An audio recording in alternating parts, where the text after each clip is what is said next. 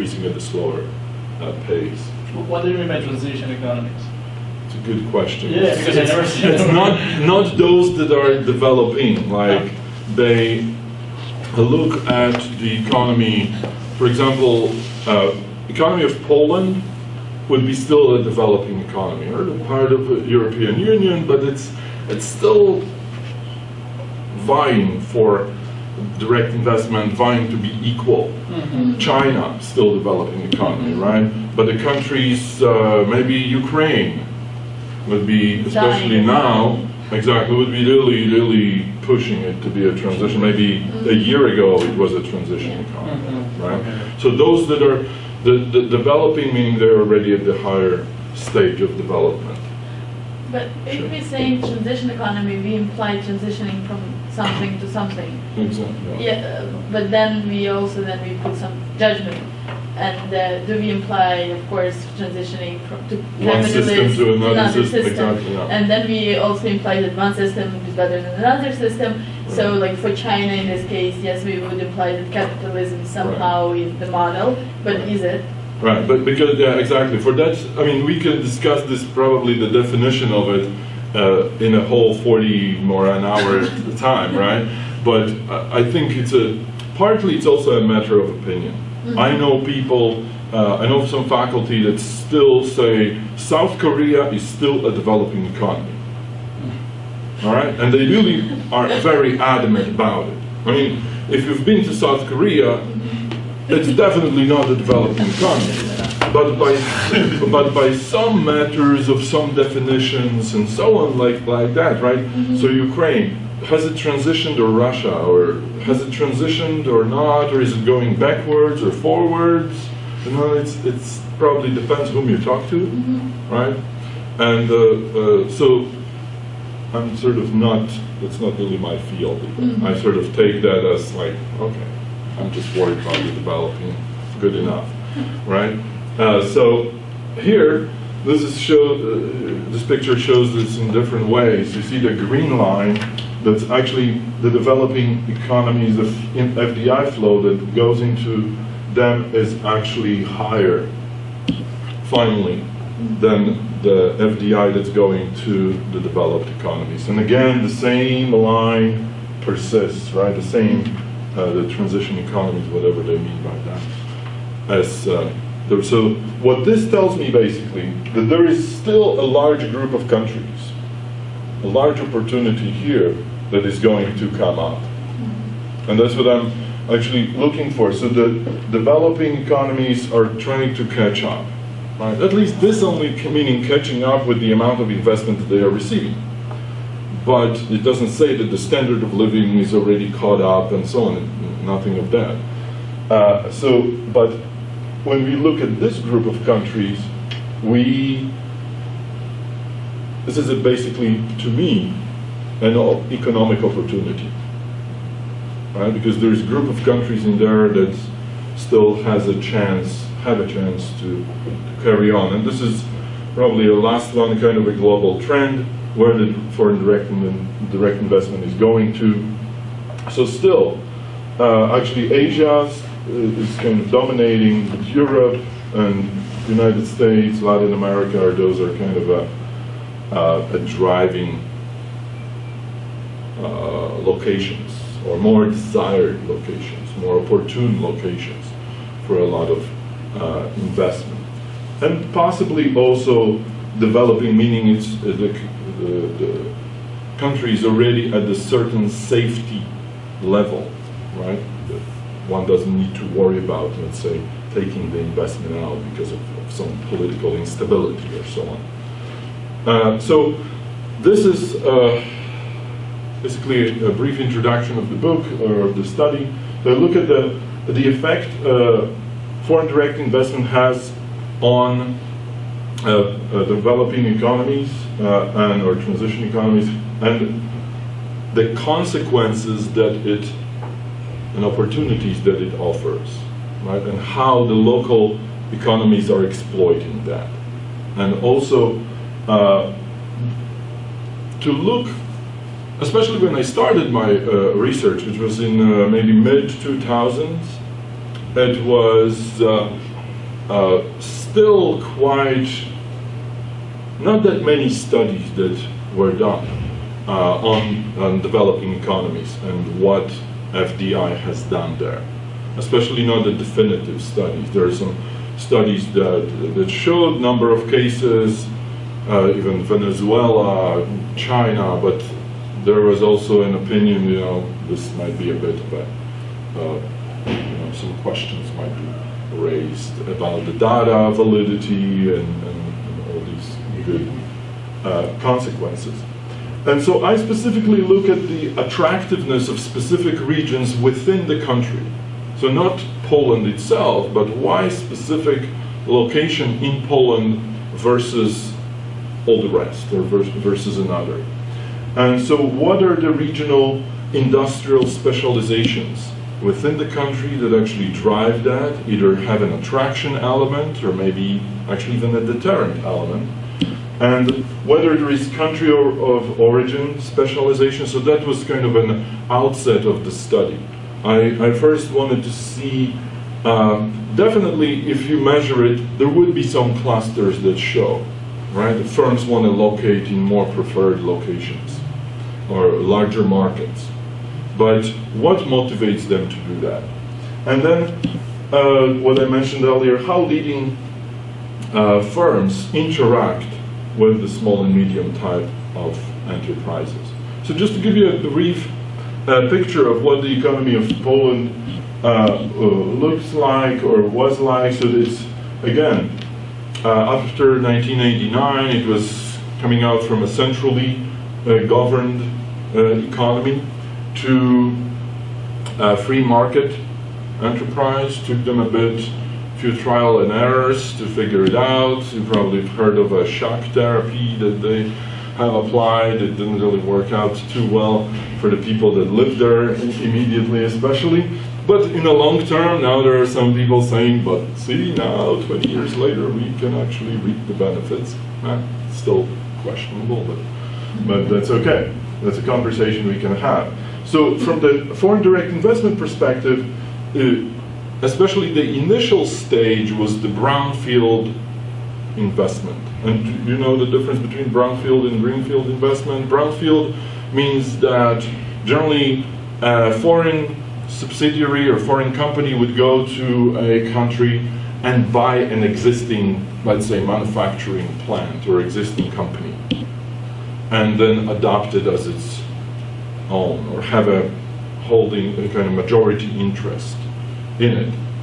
And then greenfield investment means the company goes into a country and sets up shop from the very new, from grounds up. Brings their own expertise and often personnel, you know, builds from scratch. So that's where these, you probably know very well the idea of special economic zones, right? So countries set up a preferential, you know, tax breaks if you set up a business in particular area. So I'm looking at this kind of micro level. Why should I be in your city versus your city, right? If you are the mayor or economic development officer, which I actually deal with some of them in California now, and I see it actually from the other side. They're neighboring cities, but you want my investment and you want my investment. Mm-hmm. And you know, so you need to maybe waive taxes, right? You give me free space to open up my business for the next 5 years. I don't pay rent, right, or whatever else. So each locales are trying to attract. And that has specific consequences, because how do you decide what type of business you're going to give tax breaks to, right? Or whom are you going to give a free rent? Do you just give it to everybody across that shows up with some cash? Or do you want to give it to specifically targeted industries or countries of origin or so on that you hope to build a continuing sort of self-perpetuating economic center? And I'll talk about that as well. In a brownfield investment, are they letting the locals run the farm, or do they bring in their own person? Both. Okay. Generally, especially at the early stage, their own, because what they call they have no local know-how, no expertise, right? So multinationals generally are at this stage and they consider themselves, we know how to do things, right? And they are sort of more of a resource-seeking investment, right? They want either cheaper labor, cheaper, setup, meaning the property, or maybe natural resources or something of that nature, right? Or a market, right? Maybe there's a large enough market. So bigger cities tend to do better. They have probably other things to offer, but they also have a larger market, right? So that's, by definition, companies often go to those locations. So just to give you a quick overview again, a couple slides of economic growth of Poland. And the EU, so for the last few years, if you were reading about anything on Eastern or Central Europe, I'm personally not a big fan of a phrase, Poland is this green island of Europe, which means everyone else is in red and Poland is making at least a bit not drowning us fast, let's just say, right? But so that's the picture, right? So the economic growth, it's faster, but there's some not that cozy slides like this next one, right? Unemployment by American standards is still very high, right? But that brings us to another question, which is not really the topic here, but I'm going to shoot at it for 15 seconds. Right? So it depends how you count unemployment, right?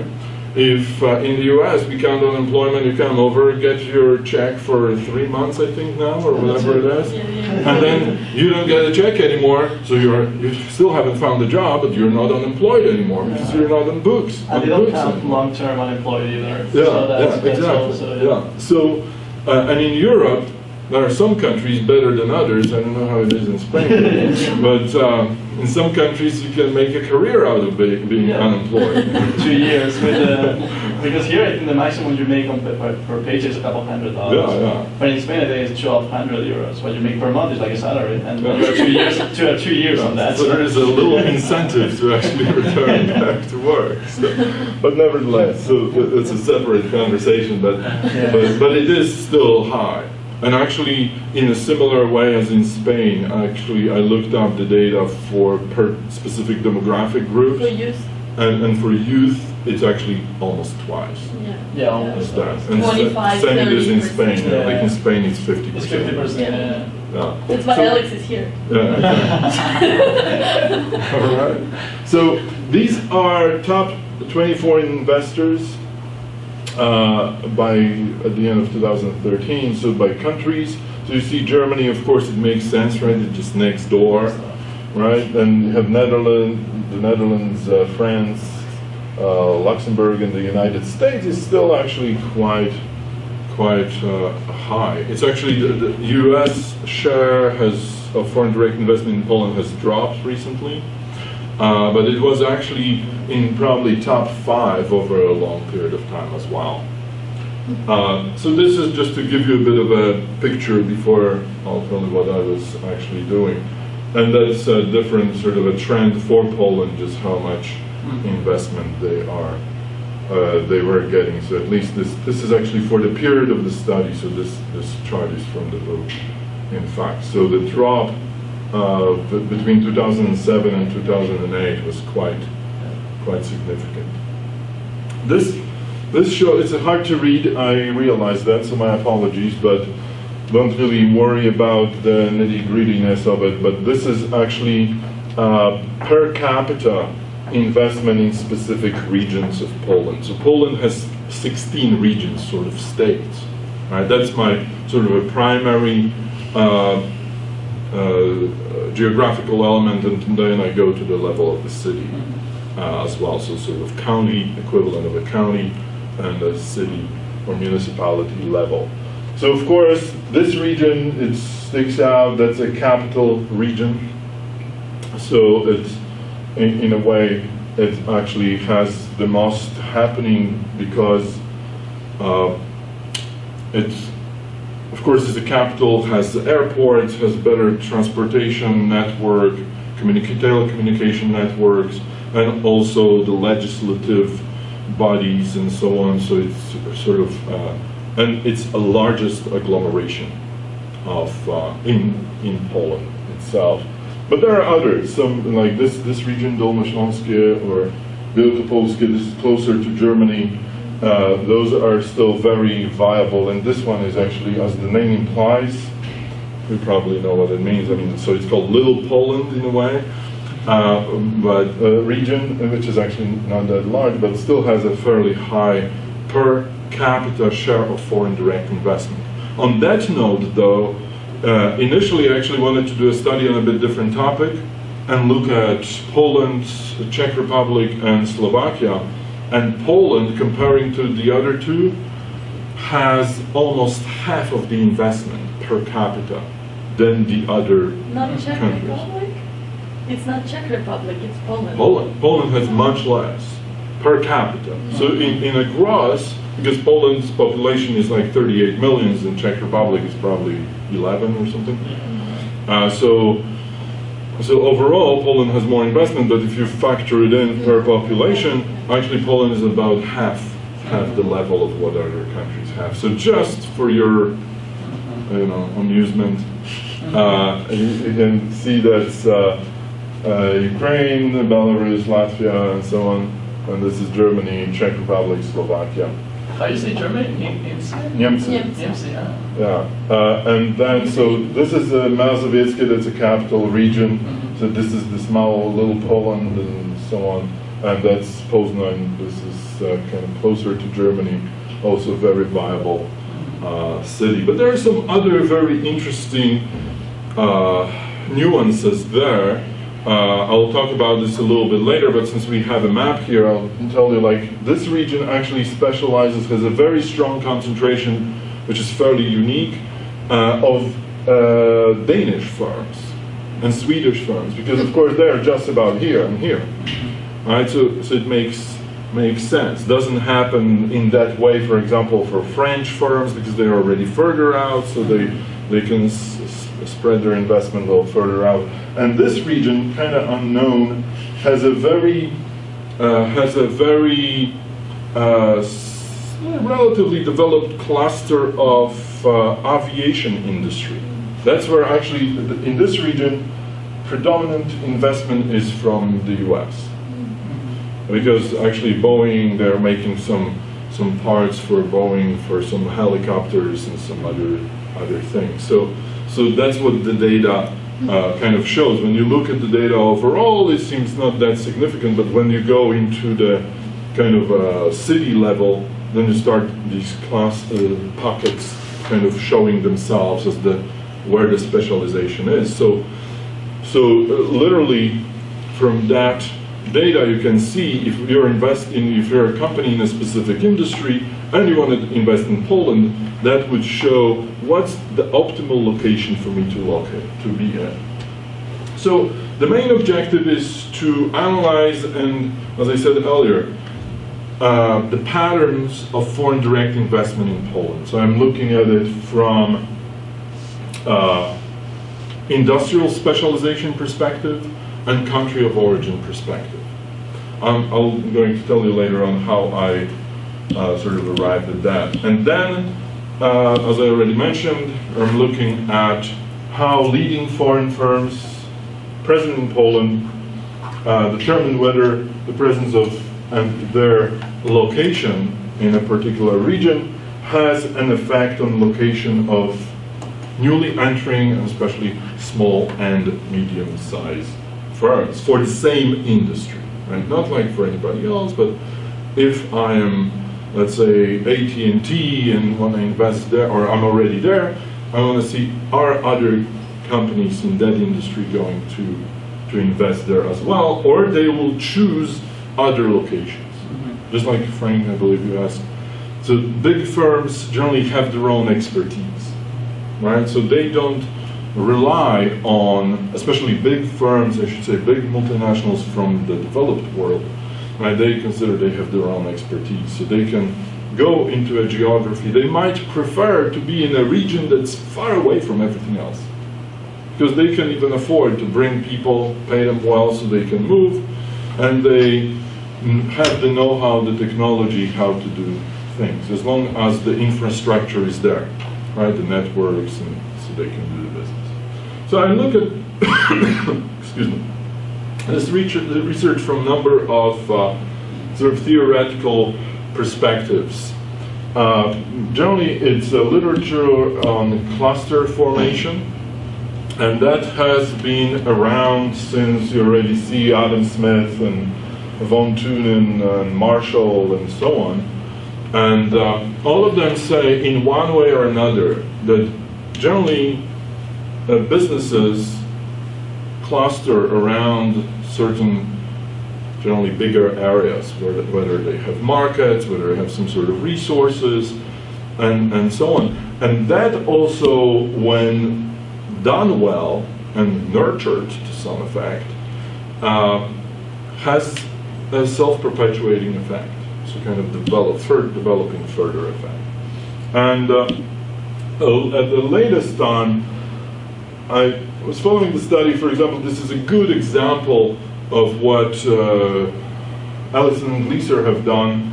They had run empirical tests on why do firms locate in the US within specific proximities. So why there is Detroit, why there is Silicon Valley, why there is Highway 128, I believe, near Boston, right?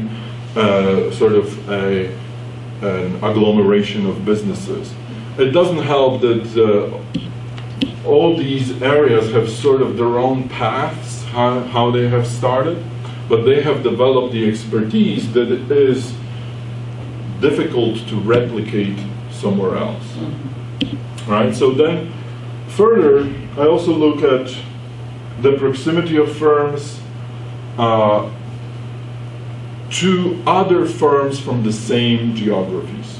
So, for example, if Toyota moves into my city, Toyota probably has a lot of Japanese suppliers that they rely on. They are not going to be talking immediately to some Polish people and say, hey, how you are going to make these parts. Maybe they would, but more of as a support network. But they probably also are going to bring with them suppliers as well. Maybe these suppliers will set up shop as well. So that actually creates a network, so a specialized network, in a way, within the same geography. And how these clusters originate, right? Whether they are sort of organically developed, right? One company started the other, or sort of was it a design method that decision was made at the whatever city or county or state or country level even. We are going to provide some incentives and target some companies that they will move to our area versus another area. Very fast, but slowly, and it depends upon the position of a region in the hierarchy. So something that I was showing you earlier on the map, that these 4 regions that I pointed out, they're kind of more developed, more established regions. They have more universities, they have higher population, they already have existing industries of sorts. So when someone is coming in, they know that there is some base, right? There is talent there, there is people that they can hire and so on. And that suggests the importance of the early economic development phase, because that becomes attractive. You can leverage on that and kind of build on that. So that was one item. So probably more newer studies. You probably heard of the world is flat or the world is spiky. I prefer the world is spiky. Actually, the world is spiky was an earlier article. People think it's the other way around. By Richard Florida. It was published in Atlantic Monthly, I think in like 2002 or so. And he points out that actually how the world is structured based on the number of citations, I think number of patents, usage of telecommunications, electricity, and so on. Basically, when you draw the map, you have just big spikes, right? New York, New Jersey, not much happening in Pennsylvania, right? Until you hit Ohio or something, right? Nothing wrong with Pennsylvania, but you know, it's not as robust, right? And same in other places in the world, right? You have these spikes in Europe. Definitely, they are closer to on the western side of Europe side, not so much on the central or eastern side. And then you have, right, India, someone said, right, and China or Hong Kong, South Korea, Japan, and then now a little bit more and more, the trend is towards the developing economies. But those are still spikes, right? I mean, just spikes, not as even as the Friedman would want to say, right? Everyone has the same opportunity. Sure, it comes to that. I mean, one can argue, I'm not arguing against it, but still, from this kind of economic standpoint, having presence within a robust center, it's generally much easier, unless, I'll tell you why later on. And then we have Michael Porter. Anyone have heard of Michael Porter? Yes? Yeah. No? Don't care anymore? I'm sure you've heard about him, right? If you studied anything about business or business strategy. So part of his outlook at the business strategy is also focus on cluster development as the driver of future economic growth. And he also talks about location-related benefits that are key to economic development, those that we discussed earlier or we've seen in other literature. But it is not as easy to move to a place which is 200 miles from anything else and set up a very successful company, right? Unless you're probably a big company already that has resources, know-how, knows what you'll be doing, right? If you're not Verizon, right? Maybe it's better to stay around here, New York, New Jersey, or another big agglomeration to be successful, right? Don't venture out into some less populated areas. And then, of course, that lends itself to productivity, innovation, and business creation. Again, talking about location choice, there's few other literature strains that I follow. So, of course, as I mentioned earlier, Marshall and Krugman, so the importance of geography is a determinant choice in making of optimal location for foreign investors to establish new subsidiaries in. Whether it's brownfield or greenfield, it's a bit secondary. And then you probably have read some things of Dunning, his eclectic paradigm, and so on, and Blomstrom here are looking at location choices that multinational companies make in how they actually examine locational conditions specifically which motivate the investment. What is it in this area that, like, this region is favorite for pharmaceuticals, right? Why is that, right? Because there's a lot of companies, there is history in it, there are also research institutions, right? Farouk, contractor, works with pharmaceuticals as well, I think he even runs the Center for Pharmaceutical Supply Chain or something like that. So those are very important elements.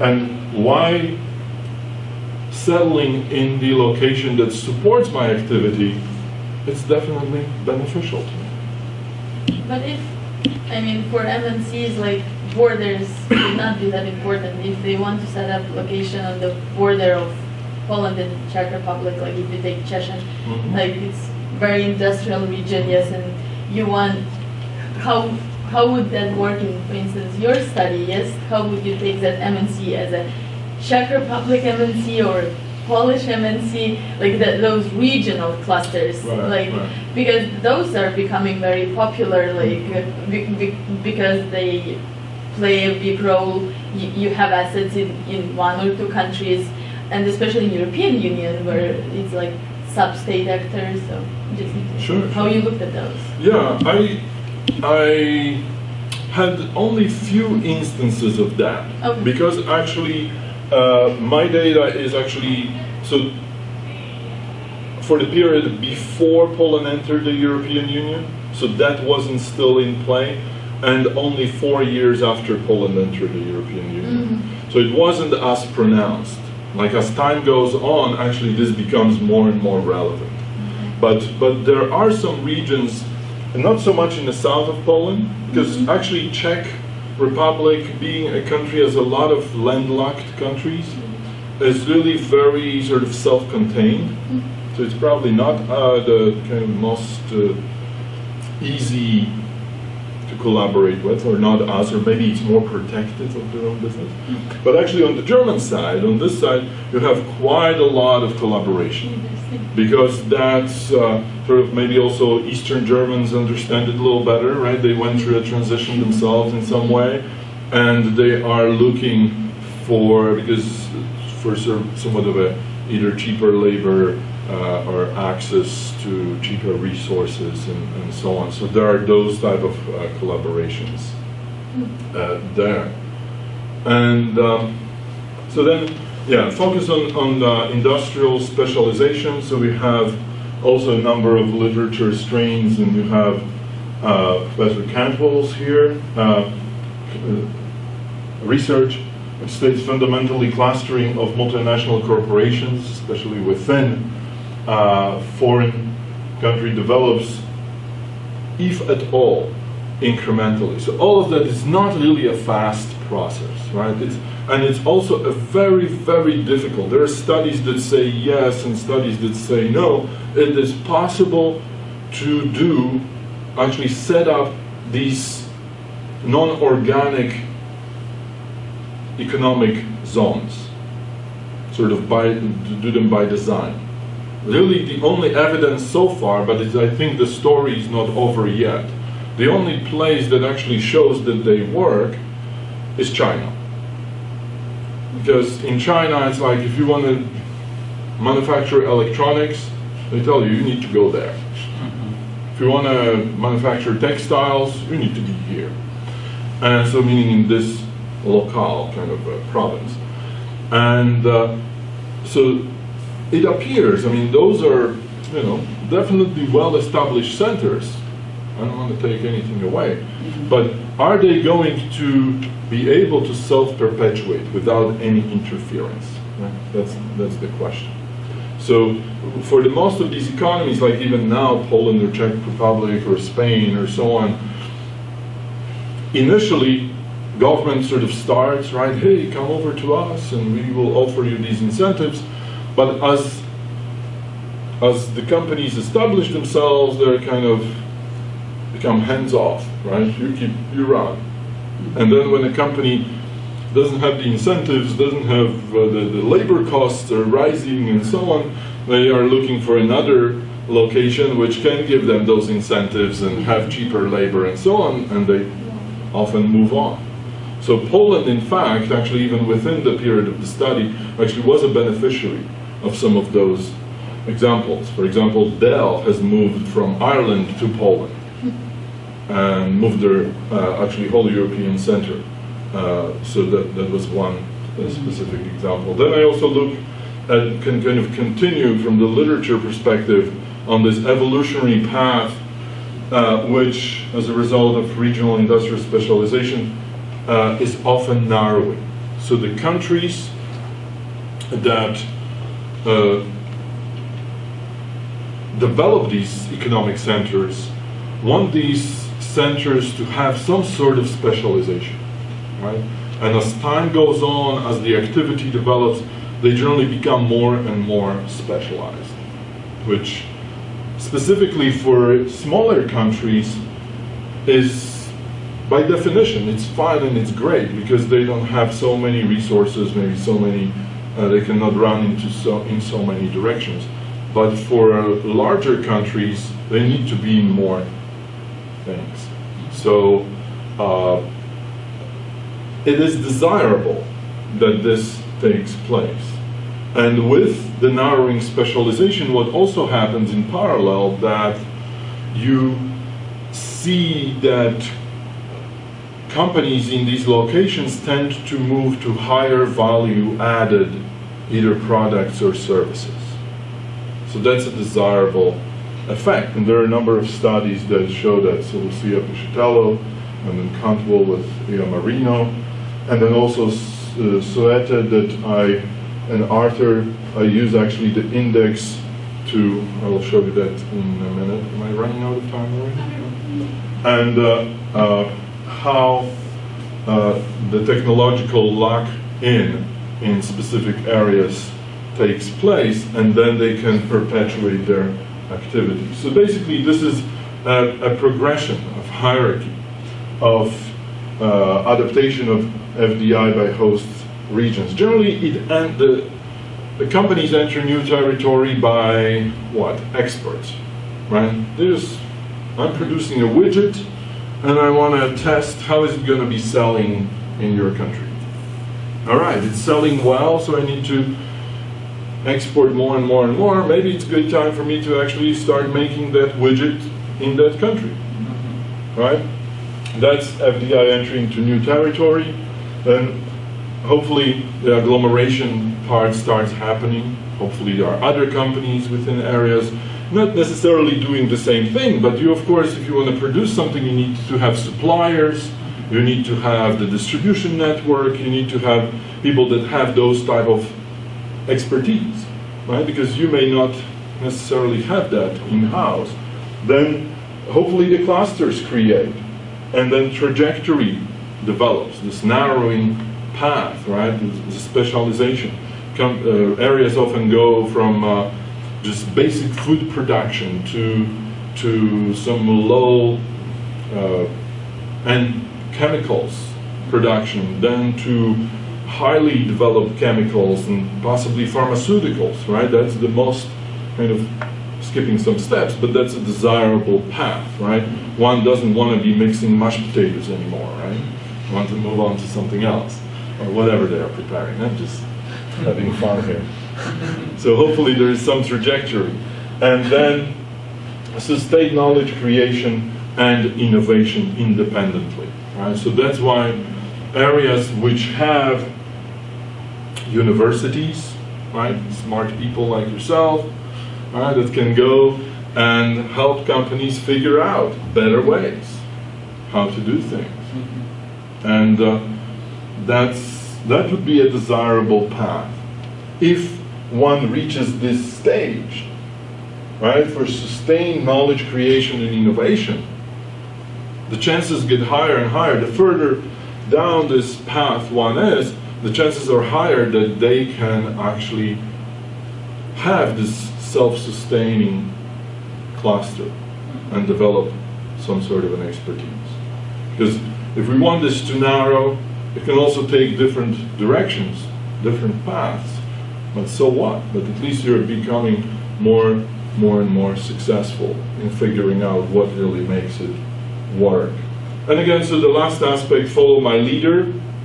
So that was Kojima. You probably have heard it's a flying geese type of trajectory that you follow. So there's, again, in Japanese, so he studies Japanese companies and so on. And just like as I described earlier on, Toyota, for example. When Toyota moves in, there are other companies, suppliers, providers, distributors that move in, that have particular expertise, they have the trust, and so on. So they don't need to invent anything from very new. And then also the Knickerbocker earlier studies shows the focus often on risk aversion of large, especially large companies to select the same location. So I'll show you the results a bit later on, but in the big picture, if the region is not large enough to support two big companies, companies will not choose that region generally if there is already one big multinational in there. Because they know they probably will not be able to find enough skilled labor or labor overall or resources or so on, and it's very difficult to sustain. So actually that part actually shown itself in this study as well. So only larger regions are able to support it, to support number of multinationals. So this is just briefly a data set, as I mentioned earlier. I had a data set that represents firms from 43 different countries within 36 different industries as described by PKD, which is, I use actually Polish acronyms because I found something else that was PCA and I didn't want to really mess around with it. So it's a Polish classification of economic activity, and this from 2000 to 2006, so it ranges from about 880 firms to almost 1,100 firms in each year investing in Poland across the 16 regions. And then I also to use data for my control variables, I use other data from National Bank and Polish Statistical Office and so on to have some control variables in that.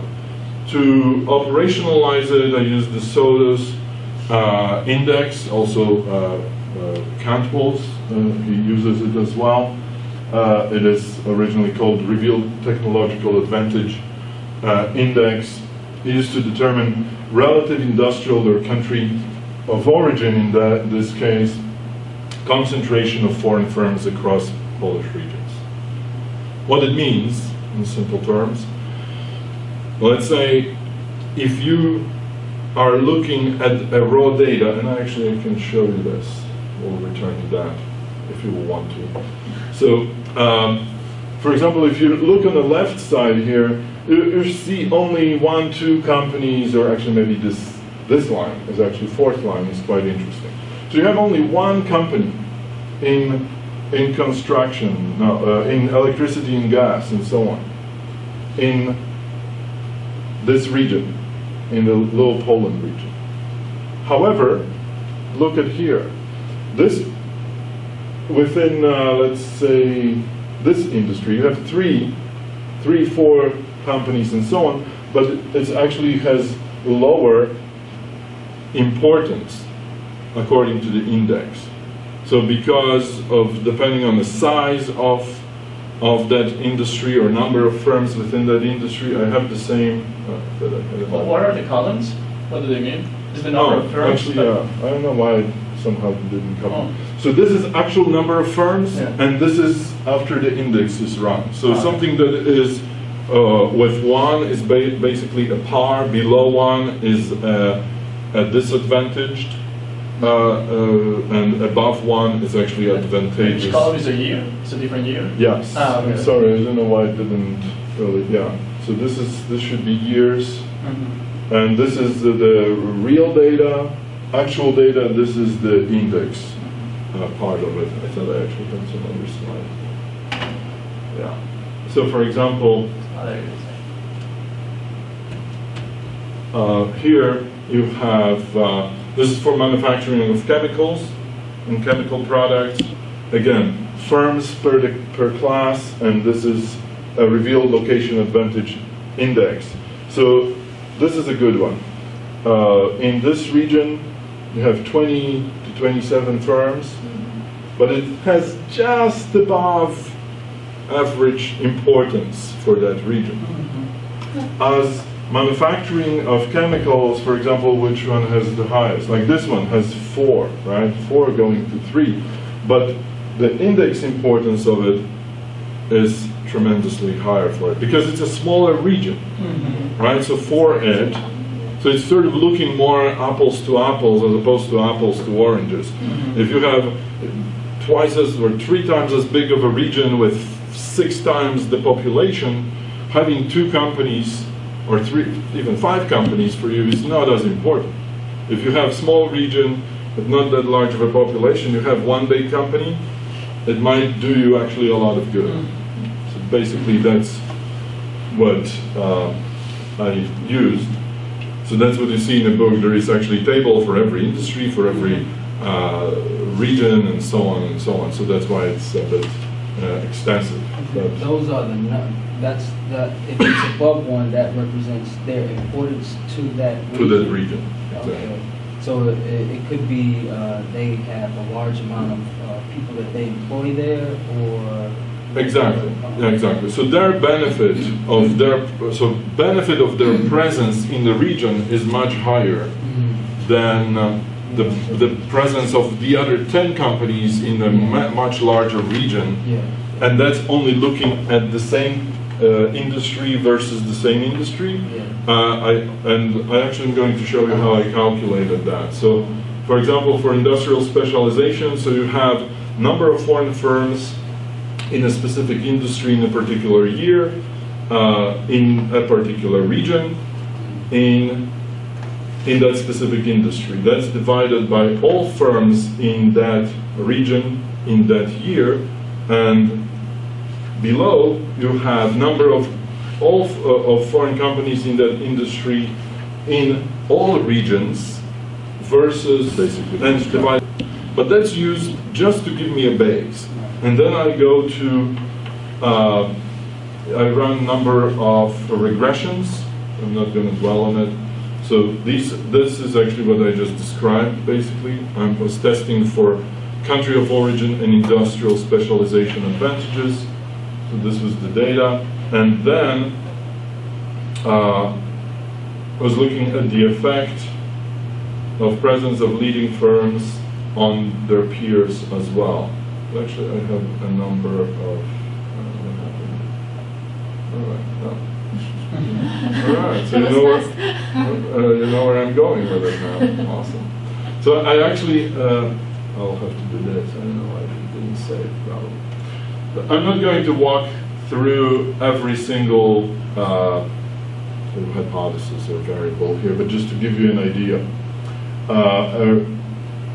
I looked at, so I basically supposed that relatively high regional amount of total investment in an industry would contribute to a higher attractiveness of FDI into the region. So then I use the data for, in this case, a total investment, and how would that contribute to attracting FDI. So next one is, again, industries with higher FDI and geographic concentration would have, should have, also higher value added in aggregate to those industries in that region. So then I use the variable data for those particular hypotheses and run it against the index data that I showed you, so it's more equalized, and try to show the higher or lower correlation, where there is a correlation or not,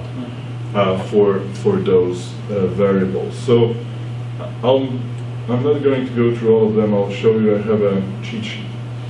So I know we're getting closer to the end here, but basically, if you can see this, this shows, this shows the outcomes, right? So, for example,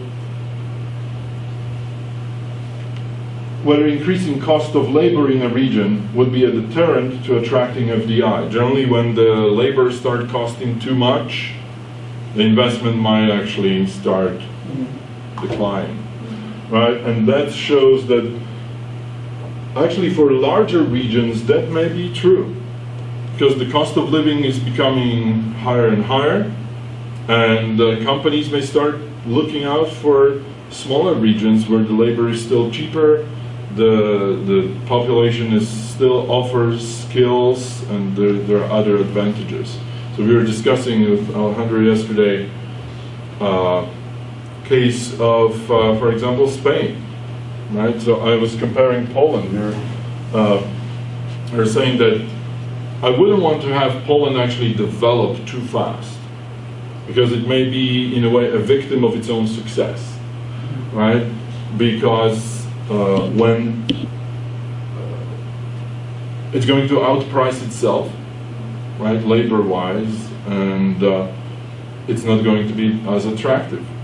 And for a lot of manufacturing in Poland, especially auto manufacturing, a lot of raw materials are coming from the east of Poland.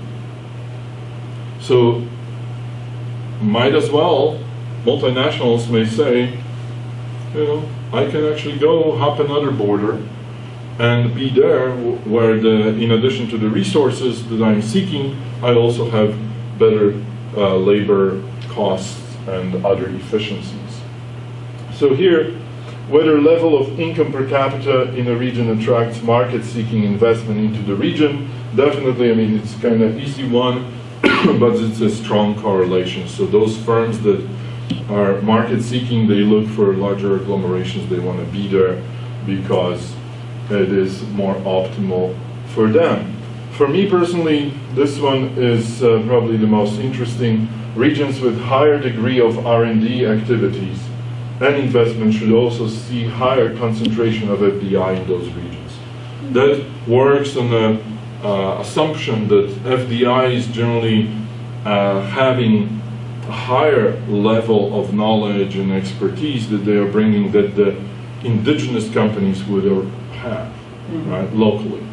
And so they would invest more in R&D, and especially when local companies already have some sort of an expertise, which in Poland they kind of some regions have, then it's already within some stage of the trajectory development, right? So they want to invest in this further to reap further benefits. So that's kind of obvious, but it is supported. And then I look at the effect of the presence of leading firms on their peers, and I use again the index data and the presence of firms, and of actually Fortune 500 firms in the regions.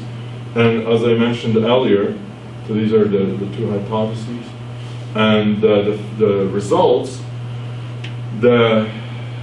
show that the foreign firms investing in Poland choose their location predominantly based on their industrial agglomeration strengths of regions rather than country of origin attraction. So they want to go into the areas that has specific either skills or labor or resources that I actually have. So it's not so much of an inclusion effect, but mostly firms concentrate very heavily within their regional, with some exceptions, just like I showed you earlier on the map. Danish and Swedish firms sort of stick to this northwestern corner of Poland and so on, but those are small kind of exceptions. And then findings regarding the leader and follower dynamics, you see in addition to what I showed you on that table, the presence of leading firms within their industry in regions with the lowest concentration of FDI seem to essentially be deterrent for new firms in the same industry. So if there is already one big firm in the region, other firms don't want to go there because they don't want to compete for talent, for resources, and so on.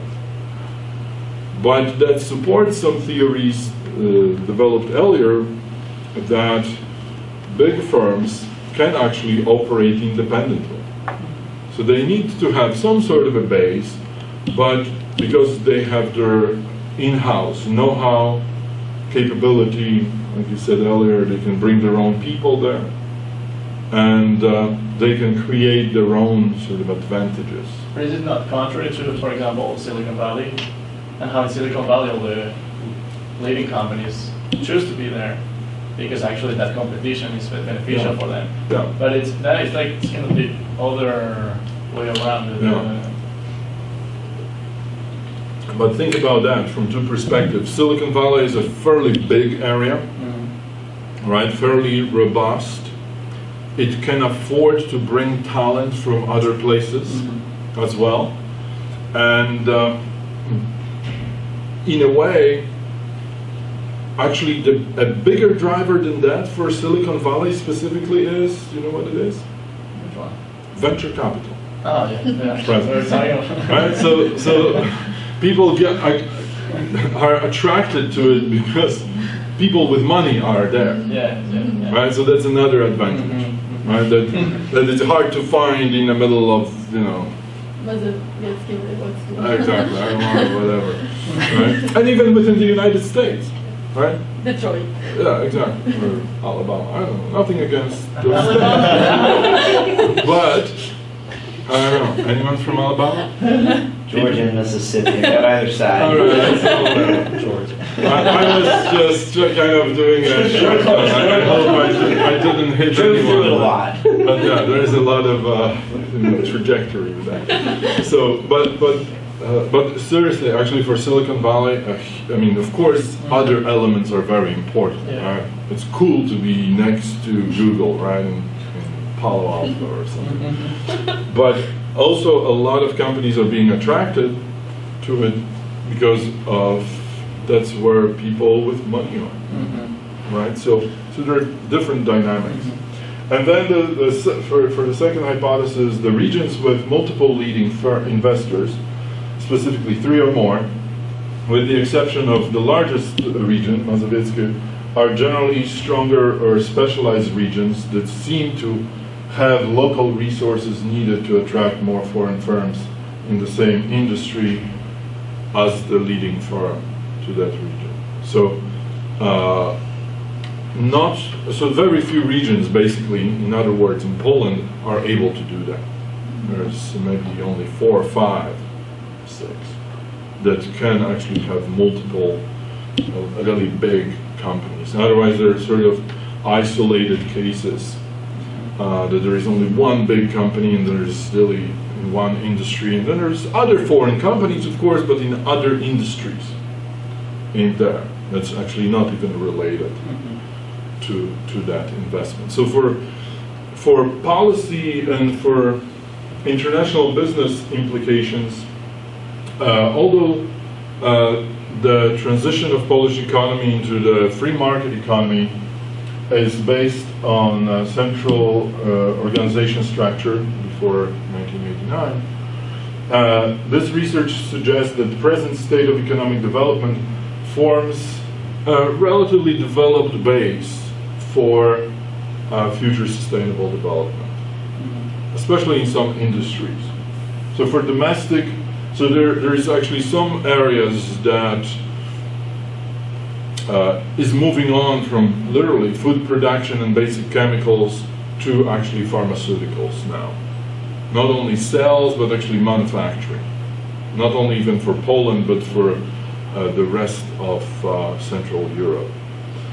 And for domestic, international business, maintaining national and regional competitiveness in select industries is important because of that reason. So I wouldn't recommend for them to try to be everything for everyone, but focus on these areas and the industries where they have some sort of an advantage already, have the ability to build on developing industrial specializations and move into the higher grade technologies and services. So try to invest more in that.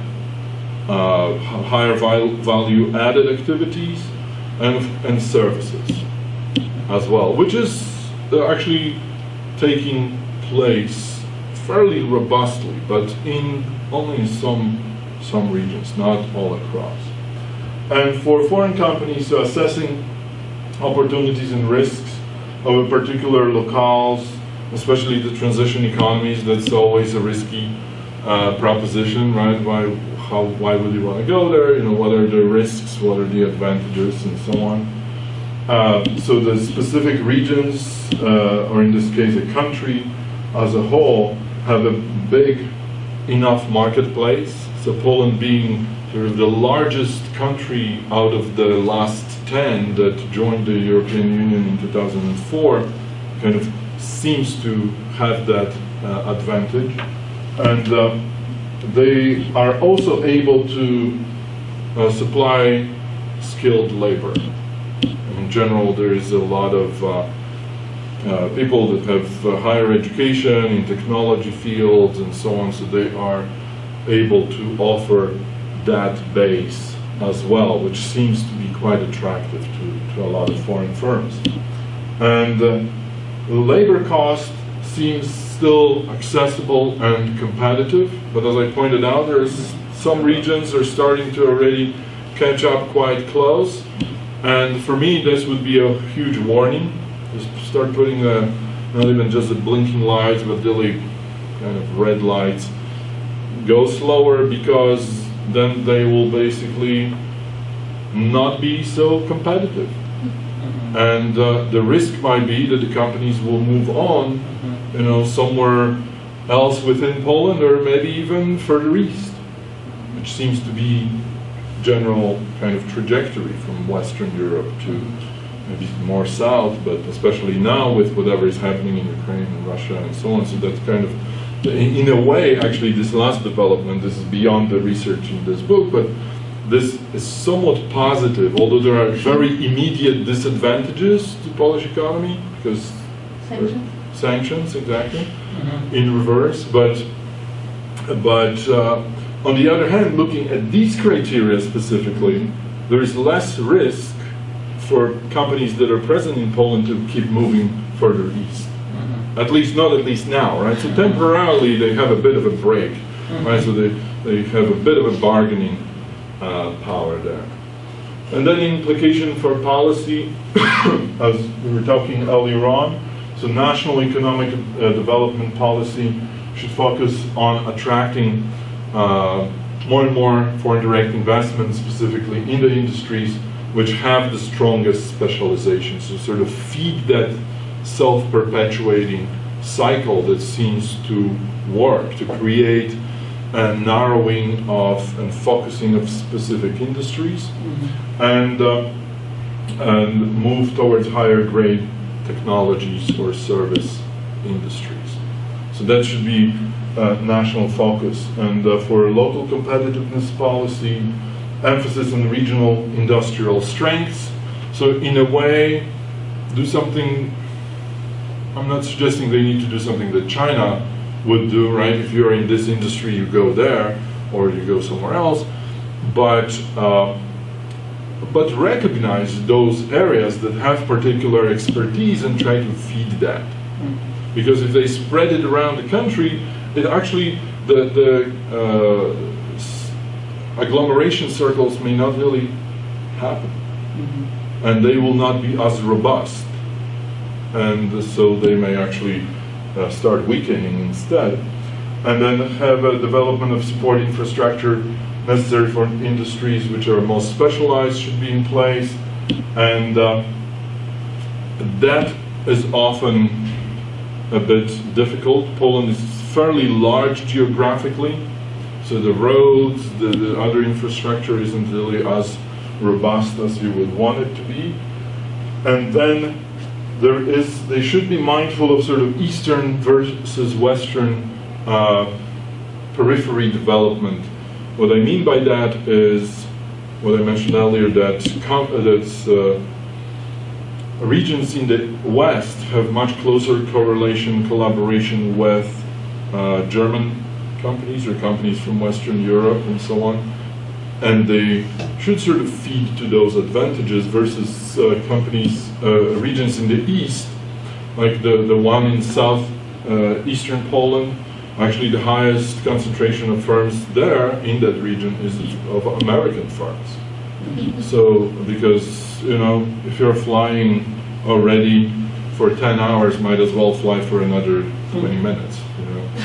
So you are there, right? It's not as big of a hassle, but if you're driving from the West, and you can be very, you know, just cross a border and within an hour you can be in some attractive place for business. You don't want to drive for another 8 hours to basically do the same, right? Assuming all other things are equal and the regions can offer comparative advantages.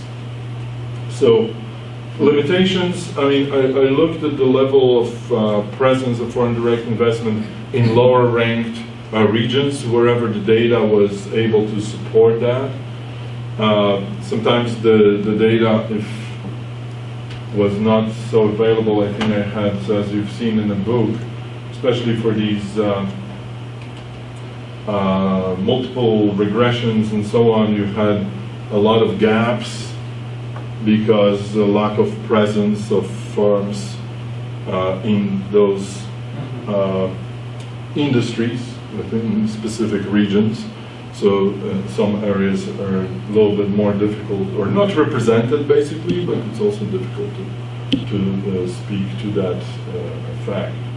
And probably the final one, as you know, for correlations, where we take a look at two different sets of data, of course correlations do not actually reveal underlying causes, right? It doesn't say that this actually caused it, but there may be a possibility of it, but otherwise it's not. So, and these were some ideas for further research, since I still haven't pursued some of them, but most of them, but for other reasons.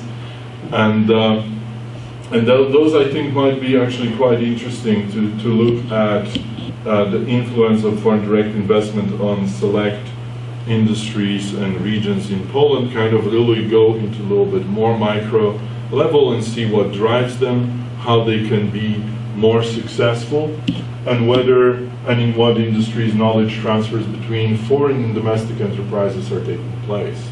So how basically these networks start forming and they can self-perpetuate, so the knowledge is, local knowledge is being created, and then also in what regions across Poland and in what industries autonomous innovation in foreign subsidiaries is taking place. That would be really an ultimate goal, to see that actually there are products and multinational corporations actually are investing and putting trust in these local subsidiaries to actually innovate independently, and innovate not only for the local market, but maybe even for a larger regional or even global market. So those are basically the conclusions and findings, and thank you for being here and taking time. I would love to hear your questions.